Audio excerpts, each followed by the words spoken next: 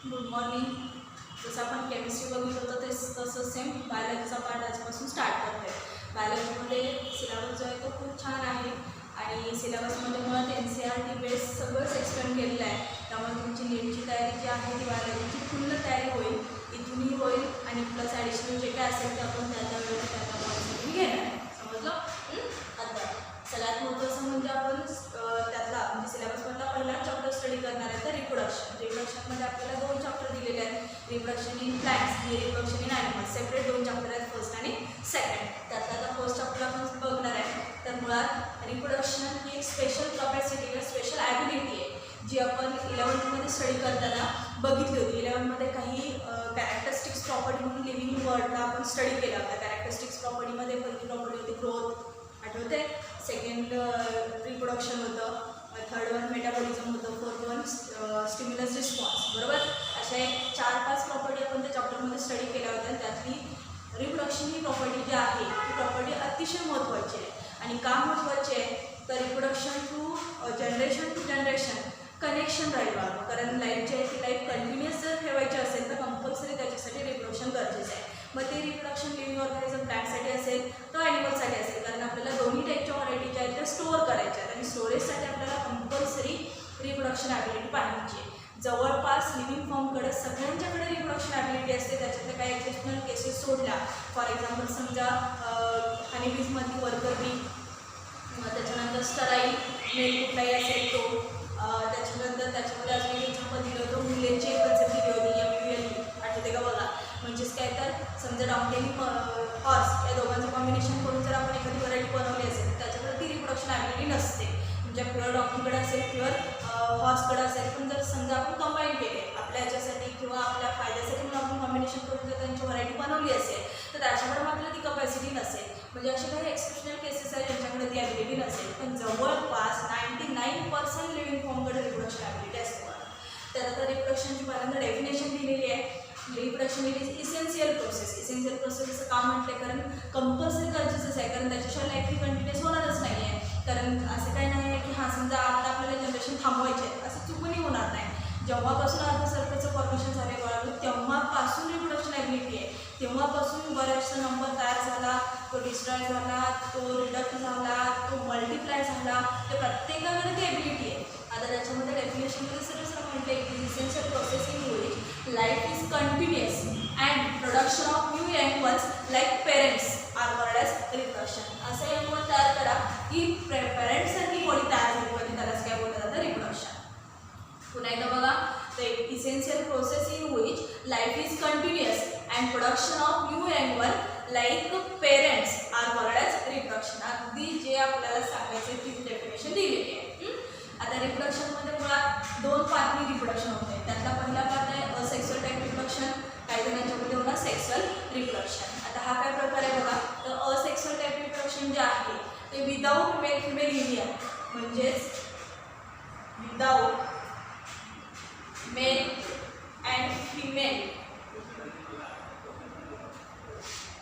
Union zygote formation are called as asexual reproduction. आणि सेक्सुअलमध्ये काय असणार आहे, with making of male and female और union of male and female gametes to form zygote are called as sexual reproduction. म्हणजे asexual रिप्रोडक्शनमध्ये male आणि female यांच्यामध्ये झायगोट फॉर्मेशन होतं, नाही असं नाही, पण त्यांच्यामध्ये गॅमेट फॉर्मेशन होऊन गॅमेट कंबाईन होत नाही बाळ.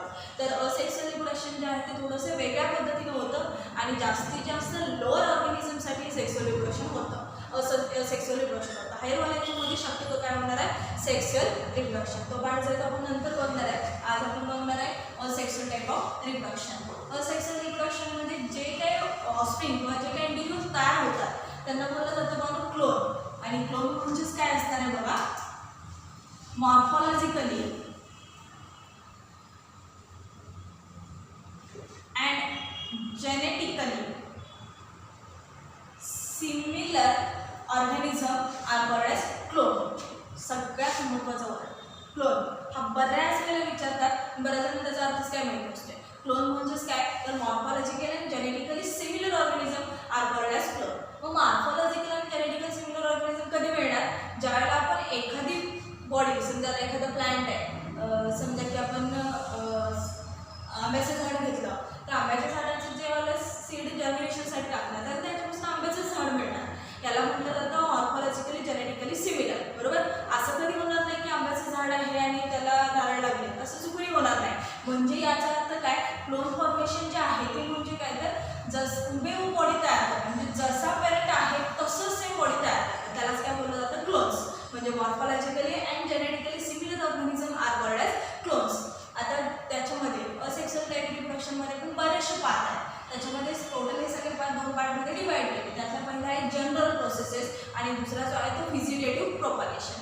जनरल प्रोसेसमध्ये मला पहिलं आहे, त्याच्यामध्ये टोटल 4 प्रोसेस सांगितले. त्यातली पहिली प्रोसेस आहे फ्रॅगमेंटेशन. फ्रॅगमेंटेशनमध्ये फॉर एक्झाम्पल येते स्पायरोगायरा. आता हे नेमकं काय आहे बघा.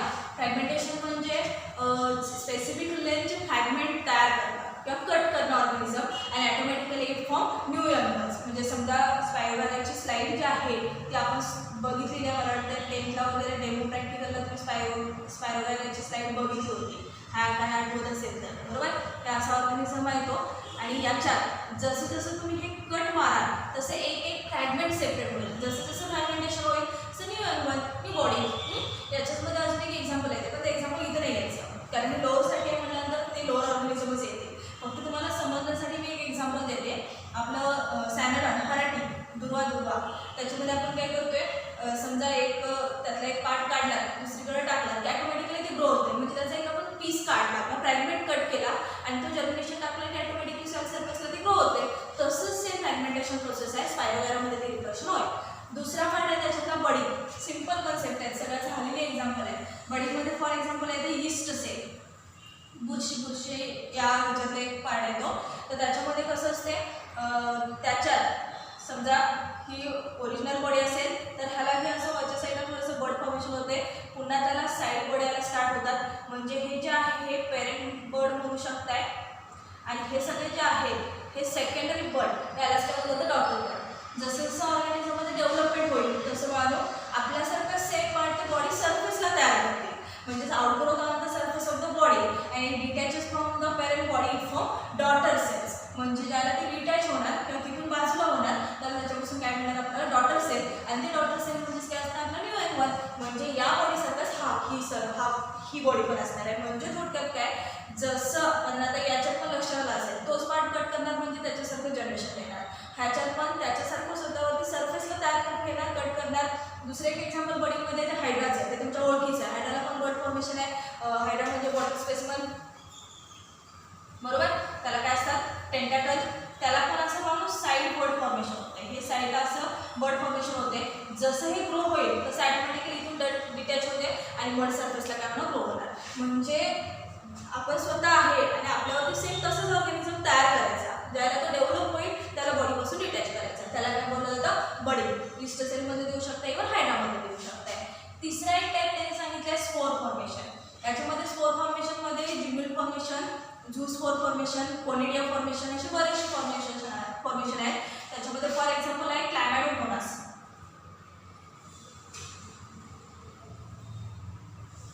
ही एक बॅक्टेरियल स्पेसिस आहे क्लॅमॅडोमोनास. त्यांच्यामधलं रिप्रोडक्शन दिलं आहे, त्यांच्यामधलं जनरेशन दिलं आहे. त्यांच्याकडे ना असं कोन शेप स्ट्रक्चर असतं. त्याच्यामध्ये आतमध्ये बॉडीमध्ये त्याच्या झूस्पोर असतात. बॉडी आतमध्ये झूस्पोर असणार आहे. हे वरती पॅकिंग स्ट्रक्चर असते. तर याच्यात जसं जसं मॅच्युरेशन होईल त्याला ऑटोमॅटिकली ही वरची वॉल जी आहे ही रप्चर होते आणि ह्याच्यातून हे सगळेच्या सगळे जे काही स्ट्रक्चर्स आहेत किंवा स्पोर जे आहेत झूस्पोर हे ऑटोमॅटिकली बाहेर ट्रान्सफर होतात. म्हणजे असं कोन शेप म्हणजे असं बॉक्स लाईक स्ट्रक्चर असणार आहे, असं ओव्हल शेप. त्याच्यात हे सगळं पॅक असते बघा.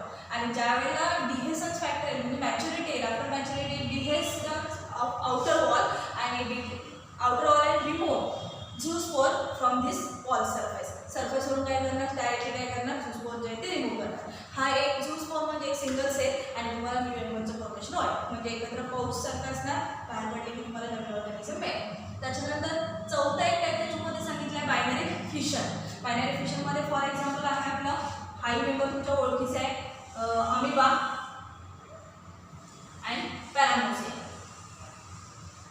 बरोबर. त्याच्यात अमिबामध्ये बघितलं तर amoeba irregular shape body, centrally placed काय असतं त्याच्यामध्ये न्यूक्लियस.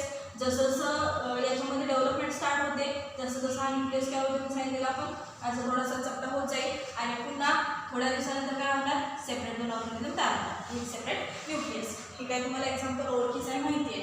म्हणजे एक म्हणजे फ्रॅगमेंटेशन कट करून पण वेगवेगळं फॉर्मेशन करू शकताय, बड फॉर्मेशन करून पण करू शकताय, थर्ड वन स्पोर फॉर्मेशन झू स्पोरचं फॉर्मेशन करून पण तुम्ही करू शकताय आणि बायडॅन्टिएशनमध्ये फॉर एक्झाम्पल आंबा. म्हणजे ह्या चारही टाईपमध्ये बघितलं तर लोअर पार्टसाठी सगळे रिप्रोडक्शन प्रोसेसेस आहेत आणि ह्या चारही प्रोसेस ज्या आहेत त्या बघून जनरल प्रोसेस म्हणून स्टडीसाठी आहेत. जनरल म्हणजे बऱ्यापैकी ऑर्गॅनिझम लोअर ऑर्गॅनिझममध्ये ह्या अशा टाईपने रिप्रोडक्शन होतं.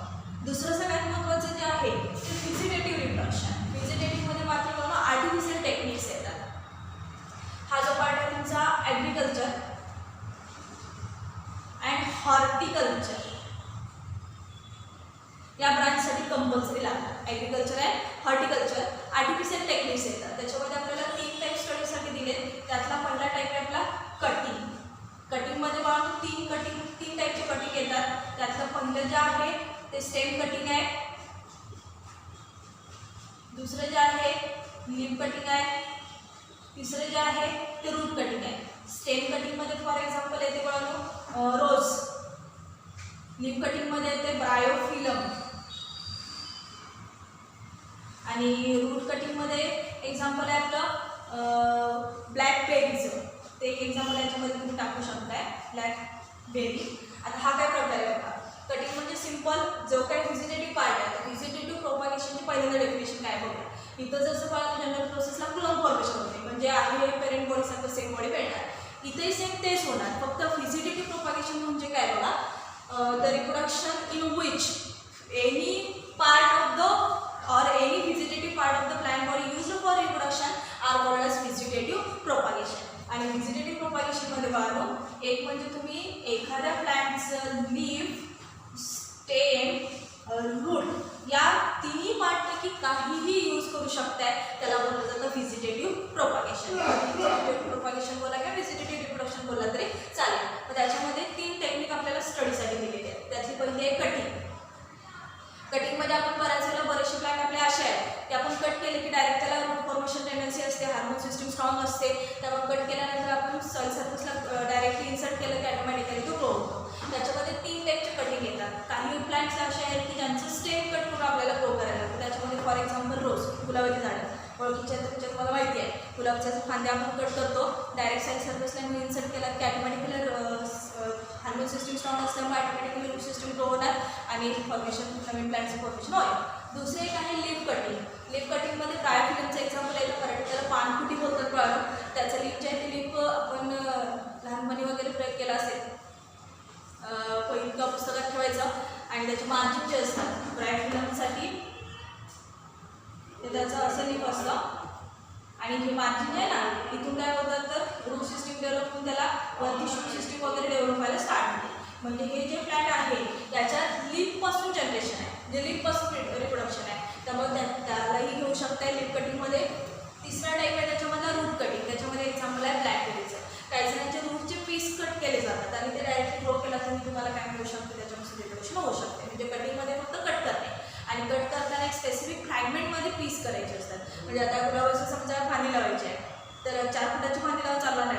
म्हणजे कटिंग शब्द कटिंग आहे लगेच लक्षात येते काय, काही त्याच्यात वेगळं काय नाही. अगदी सिम्पल कन्सेप्ट आहे, तुम्ही रेग्युलर सगळ्या बघितलेल्या पण त्याच्यात पाहून किमान 1 फूट एवढंच आपल्याला म्हणजे आपली जी मोठी पट्टी आहे तेवढी म्हणजे तेवढी किंवा 1 फूट असेल एवढंच फक्त आपल्याला ते मटेरियल घ्यावं लागतं फ्रॅगमेंट करताना. त्याच्यामध्ये रूट कटिंगमध्ये त्याच्यापेक्षाही छोटा पीस घेतला तरी तुम्ही करू शकताय. याच्यामध्ये तुम्ही अजून एक एक्झाम्पल देऊ शकता. रूट कटिंगमध्ये टर्मरिक हळदीचं त्याचे ते छोटे छोटेसे नॉब असतात, ते डायरेक्टली तुम्ही ॲज अ रूट म्हणून हे केलं तरी चालतं. स्टेम कटिंगमध्ये पण तसंच आहे. म्हणजे प्रत्येक कटिंगमध्ये एक स्पेसिफिक लेंथ आहे. म्हणजे उगाचच पण मोठ्याच्या मोठं कट करून लावणे हा भाग नाही. दुसरं सगळ्यात महत्त्वाचं कटिंग हे पर्पज काही स्पेशल प्लांटसाठी चालते.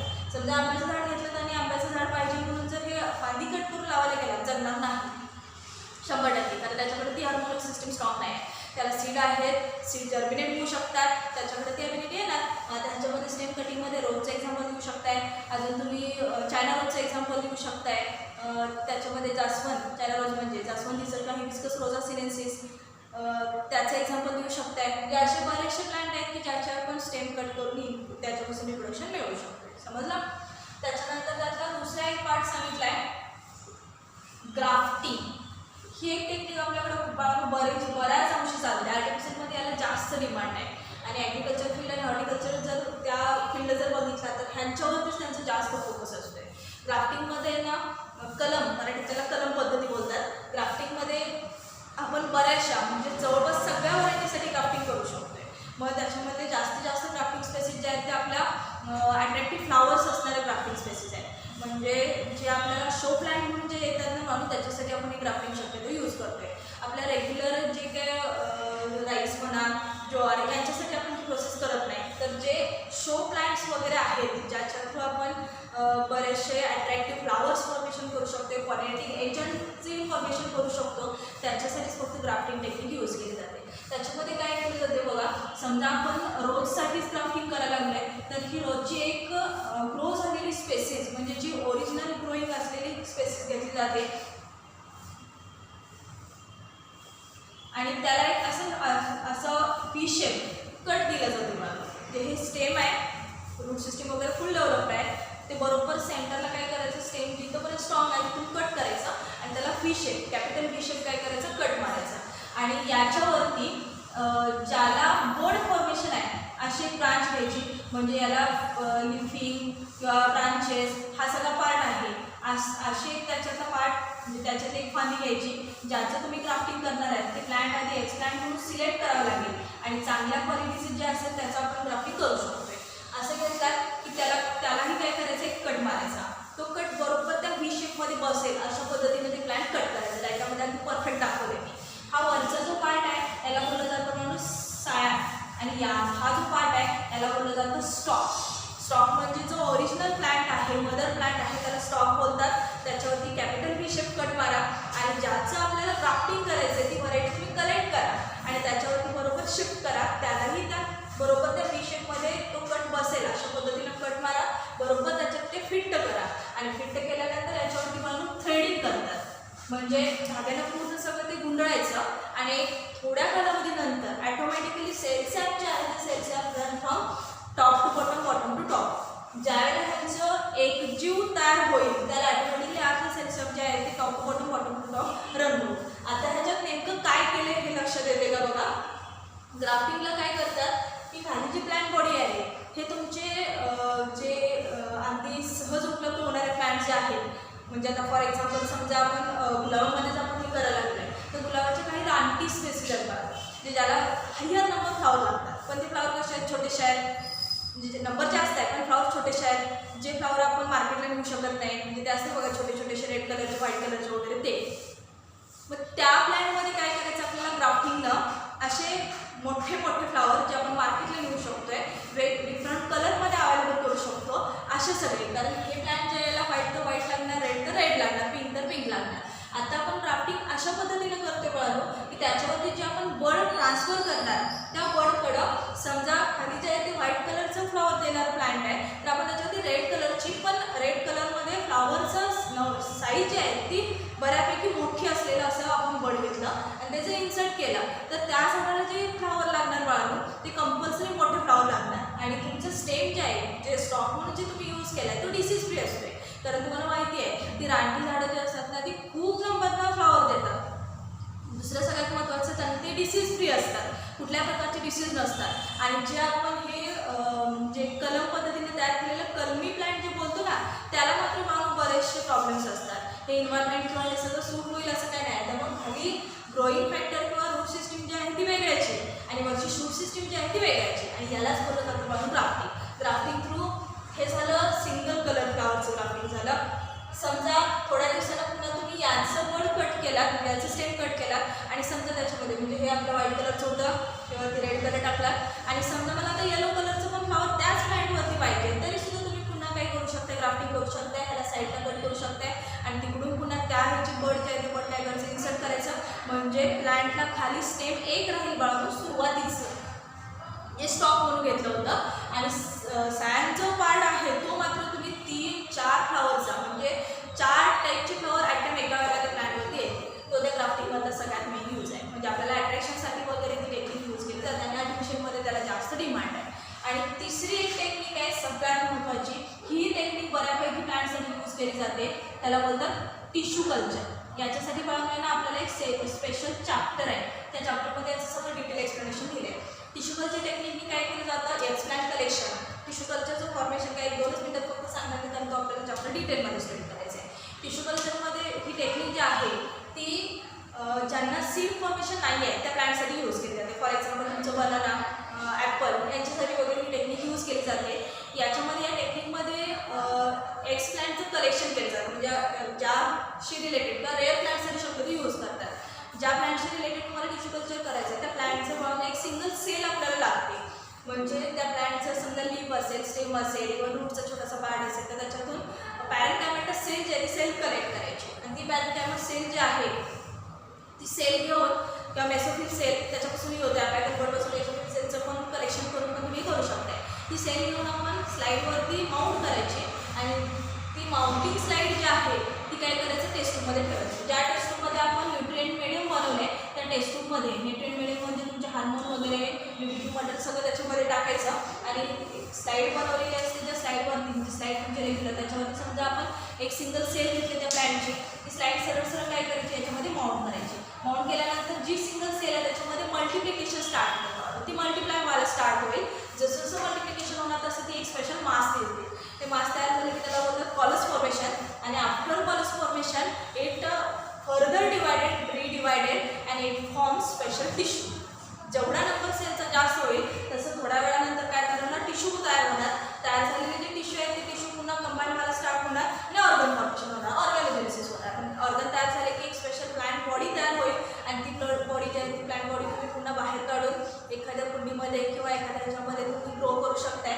ग्रो केला की तुमचं नवीन प्लांट तयार. म्हणजे आपण सिंगल सेलपासून तिथंपर्यंत पोहोचतोय. ही जी टेक्निक आहे ही मायक्रो टेक्निक, मायक्रो प्रोपागेशन असंही बोलतात, मायक्रो टेक्निक म्हणून जास्तीत जास्त ॲग्रिकल्चर फील्डसाठी याचा यूज सध्या चालू आहे. कारण आपल्याकडे हे कसं असते या टेक्निकमध्ये सगळ्यात महत्त्वाचं म्हणजे रेअर प्लांट सगळ्याच्या सगळे मिळतात.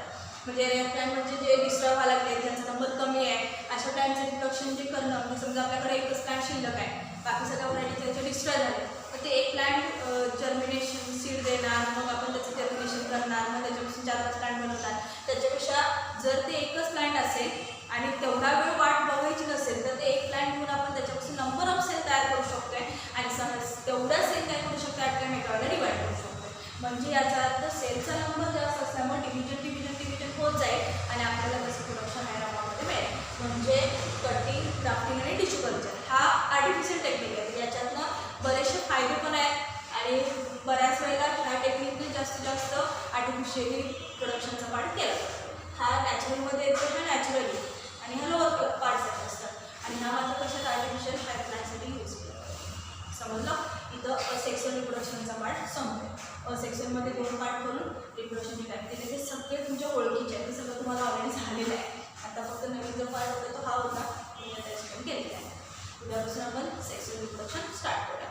याच्यावरती देताना क्वेश्चन जे आहेत ते सगळे क्वेश्चन नीटचे सगळे क्वेश्चन मी पॉईंट वाईज सगळ्यांना देणार आहे. त्यामुळे सगळे क्वेश्चन जे आहेत ते सगळे क्वेश्चन व्यवस्थित सॉल्व करा. जे दिलेलं मटेरियल असेल ते शक्यतो सेव्ह करून ठेवा. नसेल आता काय भरपूर वेळ आहे आपल्याकडं, सरळ सरळ हे दिलेले जे क्वेश्चन्स आहेत ते एकत्र सगळे वहीत लिहूनही काढला तरी चालेल. म्हणजे प्रत्येक पॉईंटवरती नीटशी रिलेटेड सगळेच्या सगळं ऑब्जेक्टिव्ह टाईप क्वेश्चन जास्त असतात. थेरॅटिकल क्वेश्चन एखादा दुसरा असली त्याच्यावरती जो काय असेल तो देईल, पण जास्तीत जास्त क्वेश्चन जे आहेत ते ऑब्जेक्टिव्ह टाईप असतील. चॅप्टर संपेपर्यंत सगळे MCQ सगळेचे सगळे कलेक्ट झाले पाहिजे, तेवढे सगळे तुमचे तयार झाले पाहिजे. आणि स्टडी करताना थोडासा व्यवस्थित स्टडी करा. आधीच मी सांगताना काय सांगितलं, सिलेबस जो आहे तो NCERT बेस आहे, अगदी परफेक्ट सिलेबस आहे. तो पाठ केला तरी चालेल, माझी काही हरकत नाही. समजलं? राहिलेला पाठ जो आहे तो आपण बघू.